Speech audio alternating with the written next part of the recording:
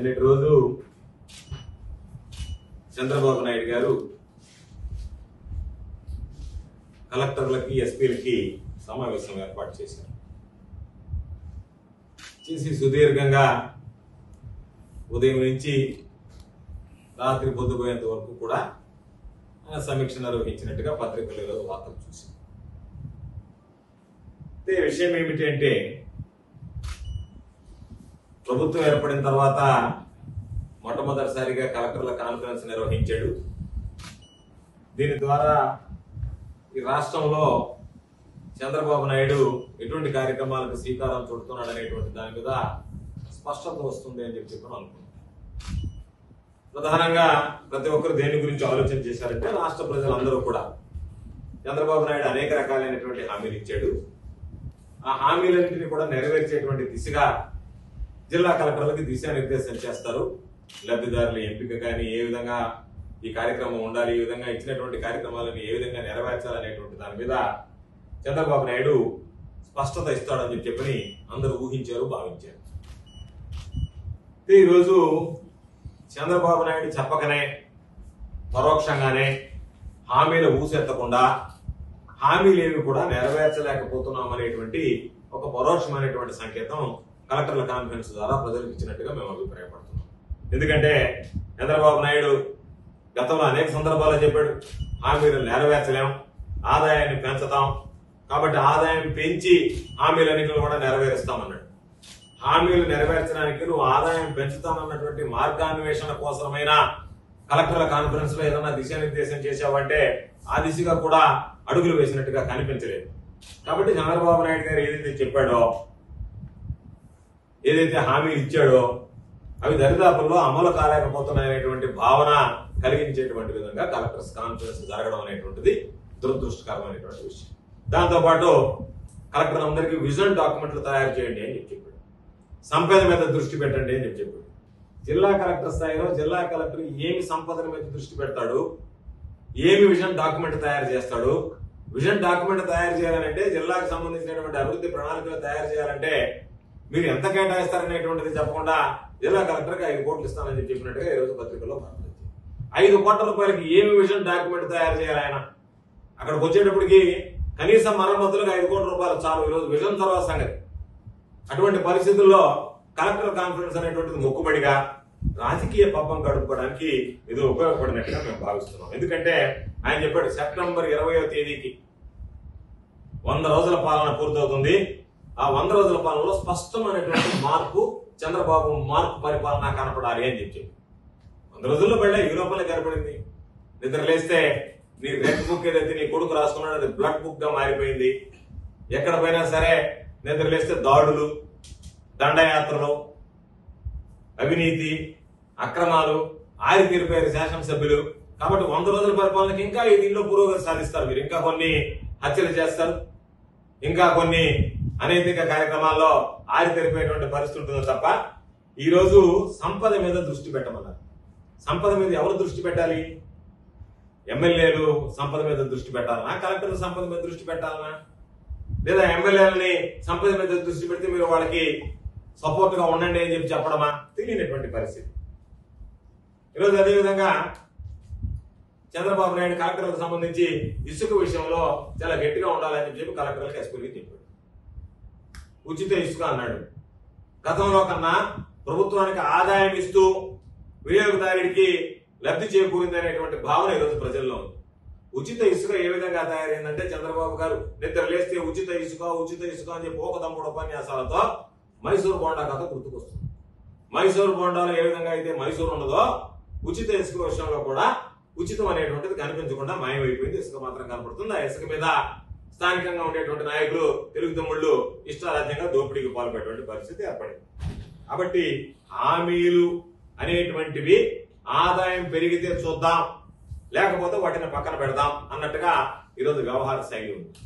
ఈరోజు చంద్రబాబు నాయుడు మేము అడిగేది, చంద్రబాబు నాయుడు సమాధానం చెప్పాల్సింది, ప్రతిదానికి గత ప్రభుత్వంలో ఈ విధంగా జరిగిపోయింది, లక్షల కోట్ల అప్పు తెచ్చేశారు, ఆ అప్పు తీర్చుకోలేకపోతున్నాం, నాకు భయం వేస్తుంది అని పదే పదే మాట్లాడుతున్నాడు. నీ నోటితే నువ్వే హామీలు ఇచ్చేటువంటి రోజు ఏమి మాట్లాడావు సభలో? 14 లక్షల కోట్ల అప్పు ఉంది ప్రభుత్వం, ఈ 14 లక్షల కోట్ల అప్పు ఉన్నా సరే నేను ఈ కార్యక్రమాలన్నీ సూపర్ 6 కానీ మిగతా కార్యక్రమాలన్నీ కానీ తూచా తప్పకుండా అమలు చేస్తాను, నెరవేరుస్తాను అనేటువంటి మాట మీ నోటుకుంటా వచ్చిందా లేదా? ఆ రోజు 14 లక్షల కోట్ల అప్పు ఉంది, ఈ రోజు దానికన్నా ఎక్కువ ఉంది అంటే నేను 14 లక్షల కోట్లను అప్పు చెప్పాను. ఈ రోజు ఆ 14 లక్షల కోట్లు కాదు 18 లక్షల కోట్ల అప్పు ఉంది, కాబట్టి నేను ఇవ్వలేకపోతున్నానని చెప్తే అర్థం ఉంది. నువ్వు చెప్పినటువంటి 14 లక్షల కోట్లు ఏదైతే ఉందో నువ్వు ప్రకటించింది ప్రజల్లో, తీరా చూస్తే అది గవర్నర్ ప్రసంగం దగ్గరికి వచ్చేటప్పటికి 10 లక్షల కోట్లకు తగ్గింది. అంటే 14 లక్షల కోట్లకు నువ్వు లెక్క చెప్పలేక దొంగ లెక్కలు ఎన్ని రకాలుగా చెప్పినా సరే 14 లక్షల కోట్లు తేగపోయేటప్పటికి దాన్ని 10 లక్షలు కుదించావు, 10 లక్షల కోట్లకు కుదించావు. తీరా చూస్తే లెక్కలు 7,48,000 కోట్ల మాత్రమే అప్పు ఉందనేటువంటిది గణాంకాలతో సహా ప్రజలందరికీ కూడా ముఖ్యమంత్రిగా గతంలో పనిచేసినటువంటి జగన్మోహన్ రెడ్డి గారు స్పష్టంగా వివరించడం జరిగింది. కాబట్టి వాస్తవం 7,48,000 కోట్లు అయితే నువ్వు గవర్నర్ ప్రసంగంలో 10 లక్షల కోట్లు అని చెప్పి ప్రజలకు సంబంధించి 14 లక్షల కోట్లు అప్పు ఉన్నాయని చెప్పి అయినా సరే నేను హామీలన్నీ చేస్తానని చెప్పి ఈ రోజు ఏ నోటితో 7,45,000 కోట్లు అప్పు ఉంటే నువ్వు నేను హామీలు నెరవేర్చలేకపోతున్నానని మాట్లాడుతున్నావంటే ఇది ప్రజలను మోసగించడమా కాదా అనేటువంటి దాని మీద సమాధానం చెప్పాల్సినటువంటి అవసరం. చంద్రబాబు నాయుడు స్పష్టంగా చెప్పాడు, పొలిటికల్ గవర్నెన్స్ అన్నాడు, ఇది రాజకీయ పాలన అన్నాడు. రాజకీయ పరిపాలన మీరు ఎమ్మెల్యేలు చెప్పినట్టే వినాలా అన్నాడు. ఎమ్మెల్యేలు ఏం చెప్తే వినాలి కలెక్టర్లు? ఇప్పుడు సర్వేపల్లి ఎమ్మెల్యే ఉన్నాడు, నిద్ర లేస్తే సంచి ఒకటి ఎత్తుకొని తిరుగుతా ఉన్నాడు. ఆ సంచి నిండిన తర్వాత కలెక్టర్ ఉద్యోగం ఇంకో ఖాళీ సంచి ఇమనే, అంతే కదా? ఎమ్మెల్యేలు చెప్పినట్టుగా మీరు వినాలి అంటే ఆయన సంచి నిండిపోయింది, కలెక్టర్ ఉద్యోగం ఏంది, సార్ ఈ సంచి తీసుకున్నాను ఇంకో ఖాళీ సంచి ఇస్తే ఆ సంచి పక్కన పెట్టుకుని మళ్ళీ ఈ సంచి ఎత్తుకొని తిరుగుతా ఉండడం ఆయన, అదే కదా? లేదా ఉచితంగా ఇసుక దోపిడీ చేస్తా ఉంటే మీరు చూస్తా ఉంటే నువ్వేం చెప్పావు? ఎమ్మెల్యేలు చెప్పినట్టుగా మీరు వినాల్సిందే అని అన్నావు. అంటే ఎమ్మెల్యేలు అవినీతికి పాల్పడ్డా, అక్రమాలకు పాల్పడ్డా, అసాంఘిక కార్యకలాపాలకు పాల్పడ్డా, ఏమి చేసినా సరే ఎమ్మెల్యేలు చెప్పినటువంటి మాట వేదం అని చెప్పి జిల్లా స్థాయి కలెక్టర్ని ఎస్పీని కూర్చోబెట్టి నువ్వు మాట్లాడితే ఎమ్మెల్యేలు విచ్చలవిడిగా ప్రజలకు సంబంధించినటువంటి సహజ వనరులు దోపిడీ చేస్తుంటే ఇసుక దగ్గర నుంచి అన్నిటికీ దానికి నువ్వు వంత పాడినట్టు ఉందా? లేదనుకుంటే ఒక పక్కేమో చంద్రబాబు నాయుడు దొంగ పరిణామాలు 2-4 ఉదాహరణ, ఒక పక్కేమో ఇసుక విషయంలో స్ట్రిక్ట్ గా ఉన్నాను అంటాడు, మరొక పక్కేమో ఎమ్మెల్యేలు చెప్పినట్టుగా వినమంటాడు. ఇసుక దోసుకుంటున్నది ఎమ్మెల్యేలే. ఈ మధ్యనే ట్రాక్టర్ కూడా పాపం ప్రజలు పట్టుకొచ్చి పోలీస్ స్టేషన్ దగ్గర పెట్టించారు. కాబట్టి నీ ద్వంద్వ పరిణామాలు రెండు కూడా ఏది మాట్లాడినా కూడా ఇది సరైనటువంటి పద్ధతి కాదు. నేను చెప్పేది మీరు ఏమన్నా ఒకటే మాట, మాకు సంబంధించినటువంటి ప్రజాప్రతినిధులకు మైలేజ్ రావాలి అంటే వాళ్ళు చెప్పిన పని జరగాల, వాళ్ళు చెప్పింది చేయాలా. అది అన్యాయమైనా అక్రమైనా ఏమైనా సరే తెలుగుదేశం పార్టీ వాళ్ళు వచ్చి ఇదిగో ఇది అన్యాయమైనా సరే చేయండి అంటే మా ఎమ్మెల్యేలు మీకు చెప్తారు, మీరు చేయండి. దాంట్లో న్యాయాన్ని విచారించాల్సినటువంటి అవసరం లే. అంతిమంగా మా ఎమ్మెల్యేలకు మంచి పేరు రావాలా, చెడ్డ పేరు వచ్చినా చెడ్డ పనులు చేసినా మంచి పేరు రావాలా, మైలేజ్ రావాలా, దాని ద్వారా మళ్ళా మా వాళ్ళు గెలవాలా, మళ్ళా నేను అధికారంలోకి రావాలనేటువంటి దుర్మార్గమైనటువంటి ఆలోచన తప్ప ప్రజలకు స్వచ్ఛమైనటువంటి పాలన అందించాలనేటువంటి దాని మీద మాట్లాడకుండా ప్రజాప్రతినిధులకు మీరు వంత పాడండి అని చెప్పి ఒక ముఖ్యమంత్రి స్థాయిలో ఉండేటువంటి వ్యక్తి మాట్లాడడం అనేటువంటిదే ఇది చెప్పుకోవడానికి మీడియా సమావేశంలో మాట్లాడడానికి కూడా సిగ్గుగా అనిపించేటువంటి పరిస్థితి. అదేవిధంగా ఒక మాట చెప్పాడు, స్కూళ్లలో డ్రాప్ అవుట్లు తగ్గించాలి, ఎక్కడన్నా పిల్లలకన్నా స్కూల్కి పోకపోతే వాళ్ళని ప్రభుత్వ పాఠశాల మాత్రం చేర్చకండి, ప్రైవేట్ పాఠశాలలో చేర్పించండి. అంటే దాని ఉద్దేశం ఏంది? ప్రభుత్వ పాఠశాల అయితే డ్రాప్ అవుట్లు పెరుగుతాయి, ప్రైవేట్ పాఠశాల అంటే నేను ప్రభుత్వ పాఠశాలను నడపలేకపోయేటువంటి బలహీనమైనటువంటి నాయకత్వం నాది, సమర్థవంతమైనటువంటి నాయకత్వం కాదు, కాబట్టి మీరు వాళ్ళని తీసుకెళ్లి ప్రైవేట్ స్కూళ్ళలో చేర్పించేయండి అని చెప్పకనే చెప్పినటువంటి పరిస్థితి. అంటే ఈ రోజు నువ్వు చెప్పేది ప్రైవేట్ స్కూల్ మాత్రం బాగా ఉండాలా, ప్రభుత్వ స్కూల్ మాత్రం దాదాపుగా మూతకు రావాలనేటువంటి ఆలోచన ఈ రోజు కనిపిస్తుంది. అదేవిధంగా ఈ రోజు పిల్లలకు సంబంధించి చెప్తున్నాడు, మీరు ఎప్పటికే జాప్యమైంది ఇవ్వండి నేను, నీ గవర్నెన్స్ నీ పరిపాలన జగన్ గారి బొమ్మ ఉంది కాబట్టి ఆ బొమ్మ ఉన్నటువంటి కిట్లు ఇవ్వకూడదు కాబట్టి స్కూళ్లు తెరిచే నాటికే జగన్మోహన్ రెడ్డి గారు విద్యా దీవెన కిట్స్ రెడీ చేసేవాడు. పిల్లలు స్కూల్కి వెళ్ళేటప్పటికి వాళ్ళ కిట్లు అందజేసేవాడు. ఈ రోజు ఆ కిట్లు అందజేయలేక నీ మనసు ఒప్పుకోలేక ఒకసారేమో జగన్ గారి బొమ్మ ఉందన్నావు, ఒకరోజు ఏదో అవినీతి జరిగిపోయిందని చెప్పి దాని మీద అనేక రకాలైనటువంటి అసత్య ఆరోపణలు చేసి ఏదో ఒక విధంగా పిల్లలకు సంబంధించి 3 మాసాలు దాదాపుగా అయిపోతుంటే వాళ్ళకి సంబంధించినటువంటి ఏవి కూడా ఇవ్వకుండా కొన్ని జిల్లాల్లో ఇప్పటికీ కూడా ఈ స్కూల్కి సంబంధించినటువంటి కిట్స్ పంపిణీ చేయకుండా నిలిపివేయడానికి కారణం నువ్వు నీ నిర్ణయాలు కాదా అనేటువంటిది చంద్రబాబు నాయుడు సమాధానం చెప్పాల్సినటువంటి అవసరం. ఇంకోటి తీసుకొచ్చాడు, సంపద సృష్టించడం అంటే ఏంటి అంటే అందరం ఎగ చూసాం. చంద్రబాబు నాయుడు సంపద సృష్టించడం అంటే ఎట్లా సృష్టిస్తాడబ్బా మాట్లాడుతూ చెప్పాడు. 14 లక్షల కోట్ల అప్పు ఉంది. సంపద సృష్టించడం నాకు తెలుసు, కాబట్టి సంపద సృష్టించి పేదలకు పంచుతానన్నాడు. ఈరోజు అదే నోటితో ఏం చెప్పాడంటే, మీరు హైవేలని, స్టేట్ హైవేస్ అని టోల్ గేట్లు పెట్టండి, ప్రభుత్వ ప్రైవేట్ భాగస్వామ్యంతో నడపండి అంటే పేదలకు నువ్వు సంపద పంచినట్ట దోచుకున్నట్ట వాళ్ళ దగ్గర నుంచి. ప్రజల నుంచి నువ్వు సంపద ప్రజలకు పంచాలనేటువంటి ఆలోచన చేస్తున్నావా, దోపిడీకి పాల్పడుతున్నావా? ఈ భారం అంతా ఎవరి మీద పడుతుంది? ఆర్టీసీ బస్సులో పోయినప్పుడు నువ్వు దోచుకుంటే దానికి సంబంధించినటువంటి భారం ప్రజల మీదనే పడుతుంది. దాంతోపాటు నువ్వేం చెప్పావు, అవుట్ సోర్సింగ్ ఇచ్చేమన్నావు. మెయింటెనెన్స్ మొత్తం ప్రైవేటీకరణ. విద్య, వైద్యం, వైద్య సేవలు, విద్య వస్తే ప్రైవేట్ స్కూల్లో చేర్చమండి. వైద్య సేవలు నేను అప్పుడే అవుట్ సోర్సింగ్ పెట్టాను, కాబట్టి మరలా అవుట్ సోర్సింగ్ విధానాన్ని కొనసాగించండి అని చెప్పి నేను కలెక్టర్ కాన్ఫరెన్స్ లో చెప్పాడు. దాని అర్థమైంది, అన్ని కూడా ఒక్కొక్కటిగా ప్రైవేటీకరణ దిశగా అడుగులేస్తాం. కాబట్టి ప్రైవేటీకరణ దిశగా మీరందరూ ఏ విధంగా సంపద సృష్టించాలనే దానికి ఆలోచన చేయండి, ప్రైవేటీకరణ దిశగా అడుగులేండి అని చెప్పి రోజు నువ్వే చెప్పావు కదా నీ నోటితోనే. సంవత్సరానికి ఏటా 4 లక్షల ఉద్యోగాలు, ఎక్కడ 20 లక్షల ఉద్యోగాలు 5 సంవత్సరాలు నేను కల్పిస్తాను, ఉద్యోగ ఉపాధి అవకాశాలు అని చెప్పి నిరుద్యోగులకు చెప్పావు లేదా? ఆ దిశగా కలెక్టర్లకు సంబంధించి ఎటువంటి ఉత్తర్వులు ఇచ్చావు, ఎటువంటి ఆదేశాలు ఇచ్చావు, దాని మీద ఏమి సమీక్షించావు, ఏ విధంగా ఈ సంవత్సరానికి సంబంధించి 4 లక్షల ఉద్యోగాలను ఇవ్వబోతున్నావు, 4 లక్షల మంది నిరుద్యోగులకి ఉద్యోగ ఉపాధి అవకాశాలు ఇవ్వబోతున్నావు అనేటువంటి దాని మీద స్పష్టత లేదే, దాని గురించి మాట్లాడలేదే. గంటల ఒకదప్పుడు ఉపన్యాసంలో ఈ ప్రభుత్వాన్ని విమర్శించడం, జగన్మోహన్ రెడ్డి గారి ప్రభుత్వాన్ని, నీ ప్రభుత్వాల గురించి నువ్వే డబ్బా కొట్టుకోవడం తప్ప ఎక్కడ కూడా ఇదో స్పష్టమైనటువంటి ప్రణాళిక, ఓ స్పష్టమైనటువంటి రోడ్ మ్యాప్ నిన్న దురదృష్టం కనిపించలేదు. నేను అనుకున్నా చంద్రబాబు నాయుడు చాలా అనుభవించిన అనుకున్నాను కదా, చంద్రబాబు నాయుడుకి అసలు తలపం చేస్తుందని అనిపించింది ఆ సమీక్ష చూసిన తర్వాత, ఆ సమీక్షలో వచ్చినటువంటి వార్తలు విన్న తర్వాత. కాబట్టి ఈరోజు నువ్వు చెప్పినట్టుగానే వాళ్ళకి సంబంధించినటువంటి దాంట్లో ఉద్యోగం ఏం చేసావో చెప్పలే, ఉద్యోగం లేకపోతే ప్రతి నెల నిరుద్యోగ గుర్తిస్తానని చెప్పి దాని మాట చెప్పలే, బెనిఫిషరీస్ కి సంబంధించి ఐడెంటిఫై చేయమని చెప్పలే, వాళ్ళకి సంబంధించి ఏ విధంగా ఇంప్లిమెంట్ చేస్తామని చెప్పలే. ఇచ్చినటువంటి ఏ హామీని కూడా నిలబెట్టుకునేటువంటి దిశగా నువ్వు అడుగులు వేలా. ప్రజలు నీ మీద నువ్వు ఇచ్చినటువంటి హామీలకు ఆశపడి చంద్రబాబు నాయుడు మారి ఉంటాడు, ఈసారి ఆయన ఇస్తాడేమో, గతంలో మోసం చేసినా అని చెప్పి నీకు ఓట్లు వేస్తే చంద్రబాబు నాయుడులో మార్పు లేదు అని మరొకసారి నువ్వు ప్రజలకు తేడతలం చేసావు. అది నీ నిర్ణయంలో మార్పు ఉండదు, నువ్వు మారవు అనేటువంటిది రుజువు చేసావు. కాబట్టి నీ ఆలోచన, నీ విధానం ప్రజలను నమ్మించడం, మోసగించడం అనేటువంటిది చంద్రబాబు నాయుడు నైజం. కాబట్టి మరోసారి ప్రజలు చంద్రబాబు గారిని నమ్మి మోసపోయారు. ఎందుకు చెప్తున్నాను ఈ విషయాలన్నీ అంటే, నిన్న జరిగినటువంటి కలెక్టర్ల కాన్ఫరెన్స్, అదేవిధంగా జగన్ గారు 2019 జూలై 24న అధికారంలోకి వచ్చిన తర్వాత కలెక్టర్ల కాన్ఫరెన్స్ పెట్టారు. కలెక్టర్ కాన్ఫరెన్స్ లో స్పష్టంగా చెప్పాడు, నవరత్నాలు ఏదైతే నేను ప్రజలకు హామీ ఇచ్చానో దానిని ఏ విధంగా ఇంప్లిమెంట్ చేయాలి, ఏ విధంగా ఇంప్లిమెంట్ చేద్దామో మీ దగ్గర ఏదైనా ప్రణాళికలు ఉంటే ముందుకు తీసుకురండి. ప్రతి మంత్రి పేషీలో మేనిఫెస్టో ఉండాలి, ప్రతి కలెక్టర్ దగ్గర మేనిఫెస్టో ఉండాలి. మీరు ఏ విధంగా మేనిఫెస్టోని ఇంప్లిమెంట్ చేయడానికి ప్రతి ఒక్కటి అర్హత కలిగినటువంటి ప్రతి ఒక్కరికి ఇవ్వడానికి ఏ విధంగా చేస్తారనేటువంటి దాని మీద దృష్టి పెట్టండి. దానికి సంబంధించినటువంటి సూచనలు, సలహాలు ఇవ్వండి. దానికి సంబంధించినటువంటి రోడ్డు మ్యాప్ తయారు చేయండి అని చెప్పి నవరత్నాలు ఏదైతే హామీలు ఇచ్చాడో దాని గురించి ముందుగా చెప్పడం జరిగింది. దాంతో పాటు గ్రామ సచివాలయాలు ఏర్పాటు చేస్తానన్నా, గ్రామ సచివాలయాల ఏర్పాటుకు సంబంధించినటువంటి శ్రీకారం చుట్టండి. ఏ విధంగా గ్రామ సచివాలయాలకు సంబంధించి ఎంత జనాభా తీసుకుని గ్రామ సచివాలయాలు ఏర్పాటు చేయాలి, గ్రామ సచివాలయాలు కూర్పు ఏ విధంగా ఉండాలి, గ్రామ సచివాలయ వ్యవస్థ ఏ విధంగా పనిచేయాలనేటువంటి దాని మీద మాట్లాడారు. వాలంటరీ వ్యవస్థను తీసుకొస్తాం, కాబట్టి ఆ వాలంటరీ వ్యవస్థ ద్వారా ప్రజలకు ఏ విధంగా సేవలు అందించాలి, అన్ని ప్రభుత్వ సేవలు ప్రజలకు ఏ విధంగా చెరువుకు వెళ్లాలనేటువంటి దాని మీద దృష్టి పెట్టారు. రేషన్తో సహా ఇంటి దగ్గరికి వెళ్లాలనేటువంటి దాని గురించి ఆలోచన చేశారు. వైద్య ఆరోగ్య రంగంలో విప్లవాత్మకమైనటువంటి మార్పులు తీసుకురావాలి.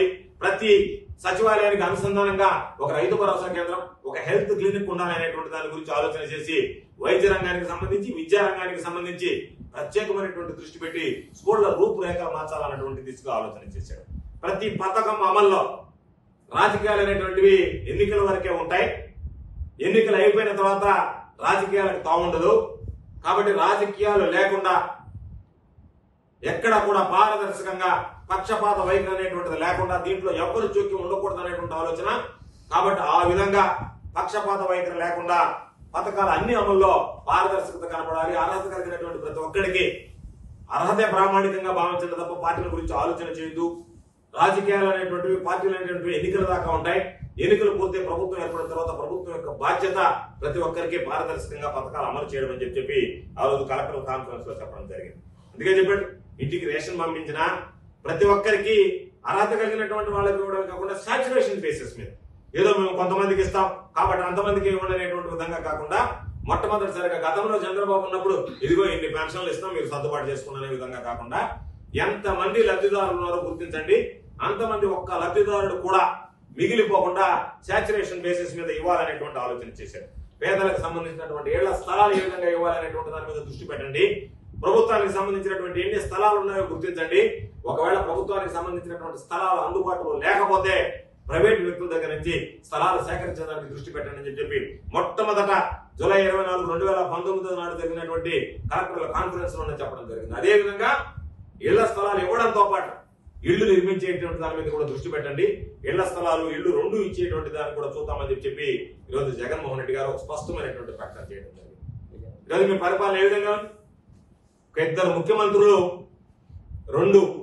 ఒక సమావేశం మొదట సమావేశం జగన్మోహన్ రెడ్డి గారు పెడితే ఏ విధంగా దిశానిర్దేశం చేశాడో ప్రజలకు ఇచ్చినటువంటి హామీలు అమలు చేయడానికి, నువ్వు ఏ విధంగా ప్రజలకు ఇచ్చినటువంటి హామీల్ని ఎగ్గొట్టి మోసం చేయడానికి ఆలోచన చేస్తున్నావు అనేటువంటి దానికి ఈ రెండు మీ ఇద్దరు పాలనల ఉదాహరణలా కాదనేటువంటిది ఒకసారి ఆలోచించి ఈరోజు ఎంత దురదృష్టకరమైనటువంటి పరిస్థితి అంటే నేరుగా శిలాఫలకాలు అనేటువంటివి శాసనసభ్యుడి స్థాయిలో ఉండేటువంటి వాడు. నిన్న నువ్వు చెప్పావు మా ఎమ్మెల్యేలు ఏం చెప్తే అది చెయ్యాలి. ఈరోజు మీ ఎమ్మెల్యే ఏం చేశాడు? పోయి నేరుగా శిలాఫలకాన్ని బగలబెట్టాడు. ఎంత ఘనకార్యం, ఎంత గర్వించదగినటువంటి విషయం. గతంలో అభివృద్ధి చేసినటువంటి శిలాఫలకాన్ని సాక్షాత్తు ఎవరో కాదు నేరుగా ఎమ్మెల్యేనే ఒక సమితి ఎత్తుకుపోయి ఆ శిలాఫలకాన్ని కూల్చి అతి కష్టం మీద పాపం దాన్ని కూల్చి వచ్చాడు. అది మీ ఘనత. నువ్వు నేను చెప్పినటువంటి దానికి వెంటనే ఆచరణలోకి వచ్చింది. నేను ఈరోజు చెప్తున్నా, గుర్తుంచుకోండి, ఎమ్మెల్యే కావచ్చు, ఎవరన్నా సాధారణ వ్యక్తి కావచ్చు, ఎవడికి పదవి అనేటువంటిది శాశ్వతం కాదు. ఎవడికి పదవి అనేటువంటిది శాశ్వతం కాదు. ప్రభుత్వాలు మారుతూ ఉంటాయి. ఒకసారి అధికారంలో ఉన్నాడు ప్రతిపక్షంలో పోతాడు, ప్రతిపక్షంలో ఉన్నాడు అధికారంలోకి వస్తాడు. నేను ఈరోజు చెప్తున్నా, రేపు మరలా ప్రభుత్వం మారుతుంది. చంద్రబాబు నాయుడు మళ్ళా ప్రతిపక్షంలోకి పోతాడో, అసలు చంద్రబాబు నాయుడు ప్రతిపక్షంలో ఉండడో కూడా తెలియని పరిస్థితులు వస్తాయి. మరలా ప్రభుత్వం మారినప్పుడు ఏ వ్యక్తులైతే ఈరోజు అధికారం ఉంది కదా అని ఇటువంటి దుందుడి చర్యలకు పాల్పడతా ఎక్కడైతే అక్కడ మేము కూల్చేస్తామని చెప్పి మీ ఇష్ట ప్రకారం అభివృద్ధి జరిగినటువంటి వాటిని మీకు చేతగాక అభివృద్ధి చేసుకోలేక మీకు చేతగా ఈరోజు వాటి మీద దాడులు చేస్తున్నారు. అందుకే చెప్తున్నాం, గతంలో జరిగినటువంటి అభివృద్ధికి సంబంధించి వేసినటువంటి శిలాఫలకాలు కావచ్చు, లేదా విగ్రహాలు కావచ్చు, లేదా ఏదైనా స్వాగత ద్వారాలు కావచ్చు, లేదా ప్రభుత్వానికి సంబంధించి కట్టినటువంటి కట్టడాలు కావచ్చు, ప్రైవేట్ వ్యక్తులకు సంబంధించినటువంటి వైఎస్ఆర్ కాంగ్రెస్ పార్టీ సానుభూతి పరులకు సంబంధించినటువంటి కట్టడాలు కావచ్చు, వాటిని తొలగించి వాళ్ళ గోడలు కూల్చేసి వాళ్ళ ఇళ్లు కూల్చేసి చాలా ఆనందిస్తున్నారు. మీరే ఏ వ్యక్తులైతే ఈరోజు కూల్చారో ఆ వ్యక్తులే తిరిగి దగ్గర ఉండి వాళ్ళ చేతుల మీదుగానే వాళ్ళ ఖర్చుతోనే వాటిని మరలా పునర్నిర్మించేటువంటి విధంగా చర్యలు తీసుకుంటాం. ఎవరిని విడిచిపెట్టేది ముందు గుర్తుంచుకోండి. అధికారం ఎవ్వరికి శాశ్వతం కాదు. అధికారం ఉందని విర్రవీగుతున్నారేమో, అధికారం ఎవ్వరికి శాశ్వతం కాదు. కాబట్టి ఈ ప్రభుత్వాలు ఎలకాలం ఉండవు. ఈ ప్రభుత్వం శాశ్వతం కాదు. ఈ ప్రభుత్వం మారిన తర్వాత రేపు రాబోయేటువంటి రోజుల్లో ఎవడైతే ఇటువంటి దుందుడు చేతికి ఏ కార్యకర్త అయినా సరే, తెలుగుదేశం పార్టీకి సంబంధించినటువంటి చిన్న కార్యకర్త దగ్గర నుంచి శాసనసభ్యుడి దాకా ఎవరు ఇటువంటి కార్యక్రమాలు పాల్పడ్డా ఎవరిని విడిచిపెట్టేది ఉండదు. వాళ్ళ ద్వారానే, వాళ్ళ చేతులతోనే, వాళ్ళ ఖర్చుతోనే మరలా వాటిని పునర్నిర్మించేటువంటి విధంగా చర్యలు తీసుకోవడం జరుగుతుందని చెప్పి సందర్భంగా తెలియజేస్తున్నాం. కాబట్టి చేతనైతే మీరు అభివృద్ధి చేయండి. 4 శిలాఫలకాలు వేసుకో. ఒక శిలాఫలకం మాకు సంబంధించినటువంటి శాసనసభ్యుడో, మాకు సంబంధించినటువంటి పార్లమెంట్ సభ్యుడో, శాసనమండలి సభ్యుడో, మంత్రిలో, ప్రజాప్రతినిధితో వేస్తే నువ్వు 4 శిలాఫలకాలుగా వేసి ఇదిగో నేను ఇది సాధించాను వీళ్ళకన్నా ఎక్కువ అని చెప్పాలి తప్ప శిలాఫలకాలను కూల్చివేయడం, శిలాఫలకాలను పగలగొట్టడం అది ఘనకార్యం అనుకుంటే అంతకన్నా సిగ్గు చేయడం అనేటువంటి విషయం మరొకటి ఉండదు. కాబట్టి వీటన్నింటినీ దృష్టిలో పెట్టుకుని ఈరోజు జిల్లా కలెక్టర్ల కాన్ఫరెన్స్ ఏదైతే ఉందో ఆ కాన్ఫరెన్స్ ద్వారా చంద్రబాబు నాయుడు ప్రజలకు ఇచ్చినటువంటి సందేశం, నేను హామీలు ఇచ్చాను, నేను మిమ్మల్ని మోసం చేస్తున్నాను, వాటిని ఏటిని కూడా నేను నెరవేర్చేటువంటి పరిస్థితుల్లో లేదు అని చెప్పి పరోక్షంగా ఈరోజు పంపించినటువంటి పరిస్థితి. ఇది దురదృష్టకరం. కాబట్టి మేము అందరం ఏమనుకున్నామంటే పథకాల అమలుకి కాస్త సమయం ఉండాలి, సమయం తీసుకుని పథకాలు అమలు చేయాలి. కాబట్టి ఇప్పుడే ఒత్తిడి పెట్టకూడదు అనుకున్నాం. కానీ నిన్న కలెక్టర్స్ కాన్ఫరెన్స్ చూసిన తర్వాత కనీసం దానికి సంబంధించినటువంటి ఎటువంటి ఏర్పాట్లు చేయాలి, రోడ్ మ్యాప్ల గురించి కూడా మీరు చర్చించలేదంటేనే అతి కీలకమైనటువంటి జిల్లా అధికార యంత్రాంగం కలెక్టర్లు ఎస్పీల సమక్షంలో దాని గురించి మాట్లాడలేదంటేనే జిల్లాలో రాష్ట్రంలో జరిగినటువంటి హత్యల గురించి హత్యాకాండల గురించి ఎందుకు జరుగుతుందని చెప్పి మీరు ప్రశ్నించకుండా ఉంటేనే మీ యొక్క ఆలోచన మీ బుద్ధి బయటపడింది. కాబట్టి ఈ ప్రభుత్వం రాబోయేటువంటి రోజుల్లో ప్రజా వ్యతిరేకంగా మారుతుంది అనేటువంటి దానికి స్పష్టంగా ఉంది. ప్రజలకు ఇచ్చినటువంటి హామీలు ఎగ్గొట్టాలనేటువంటి ఆలోచన చేస్తున్నారు. కాబట్టి ఇంకా సమయం ఇస్తాం, మేము వేచి చూస్తాం. మేము ఆవేదనల నిన్న మీరు ఏర్పాటు చేసినటువంటి మీరు నిర్వహించినటువంటి కలెక్టర్ల సదస్సులో పరోక్షంగా సంకేతాలు అందుతున్నాయి. ప్రజలకు సంబంధించి మేము ఏమీ కూడా ఇవ్వలేకపోతున్నాం, హామీలు అమలు చేయమనేటువంటి సంకేతాలు అందుతున్నాయి. కాబట్టి మేము ముందు జాగ్రత్తగా చెప్తున్నాం. తప్పనిసరిగా ప్రజలకు సంబంధించి రాబోయేటువంటి రోజుల్లో కొద్దిగా సమయం తీసుకునైనా సరే మీరు కొద్ది రోజులు సమయం తీసుకుని అన్ని కుదుట పడిన తర్వాత వెంటనే వీటికి సంబంధించి ఏదైతే హామీలు ఇచ్చారో ఆ హామీల ప్రకారం అమలు చేయకపోతే మాత్రం తప్పనిసరిగా ప్రజల పక్షాన నిలబడి పోరాటం చేస్తామని చెప్పి ఈ సందర్భంగా తెలియజేస్తాం. మరిన్ని వీడియోస్ కోసం ఛానల్ ని సబ్స్క్రైబ్ చేయండి. లేటెస్ట్ అప్డేట్స్ కోసం వాట్సాప్ ఛానల్ ని ఫాలో చేయండి. అండ్ లింక్ డిస్క్రిప్షన్ లో ఉంది.